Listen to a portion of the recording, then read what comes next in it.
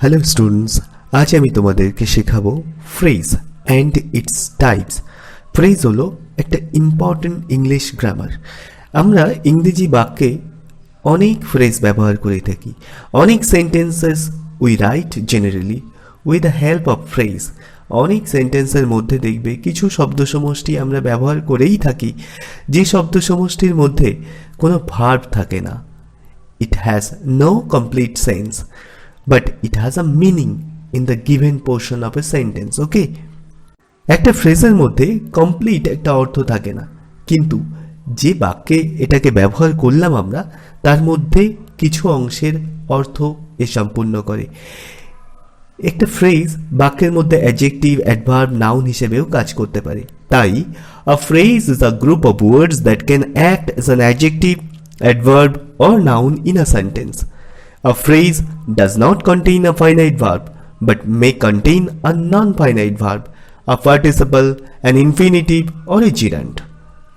ফ্রেজের উদাহরণ আমি দেব, but before that I want to know you that there are various types of phrases such as noun phrase, adjective phrase, adverb phrase, verb phrase, prepositional phrase, conjunctional phrase and an interjectional phrase is also there. ঠিক আছে, এতগুলো phrase এর types আছে। Noun phrase, a group of words that does the function of a noun in a sentence is called a noun phrase. কিছু শব্দ সমষ্টি যখন বাক্যের মধ্যে নাউনের মতো কাজ করে, সেই শব্দ সমষ্টিকে আমরা নাউন ফ্রেজ বলবো। Example, his slow movement is surprising. His slow movement. This group of words act as a noun, so it is called noun phrase. এই শব্দ সমষ্টি নাউনের মতো বাক্যে কাজ করেছে, তোমরা একটু ভেবে দেখো। Then come to adjective phrase. Adjective phrase কাকে বলে? A group of words that does the function of an adjective in a sentence is called adjective phrase. কিছু শব্দ সমষ্টি যখন বাক্যের মধ্যে অ্যাডজেক্টিভের কাজ করে, তখন তাকে অ্যাডজেক্টিভ ফ্রেজ বলবো। উদাহরণ, he is a man of fame. Man of fame, এই অংশটা অ্যাডজেক্টিভ ফ্রেজ। আবার একটা উদাহরণ, আ friend in need is a friend indeed. দেখো, আ ফ্রেন্ড ইন নিড, এই group of words acts as an adjective in the sentence because friend সম্পর্কে বলেছে, friend একটা noun. Next, adverb phrase, a group of words that does the function of an adverb in a sentence is called adverb phrase.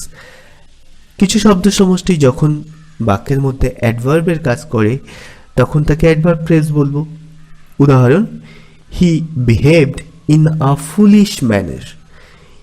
In a foolish manner, this part of the sentence, this group of words হলো adverb phrase. এবারে এসো verb phrase. verb phrase-এর মধ্যে কিন্তু একটা non finite থাকেই থাকে। নন ফাইনাইটগুলোর মধ্যে কি আছে? Participle, জিরান্ড or infinitive. তাই আমরা বলবো a verb phrase contains one of the three non-finites: participle, gerund or infinitive. Let us take an example. Having completed the task, he took rest.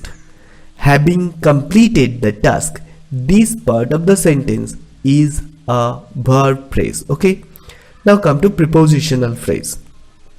A prepositional phrase contains a preposition, its objects, modifiers of the object if any. Prepositional phrase প্রিপোজিশনের মতোই কাজ করবে। উদাহরণ, he could not come on account of illness.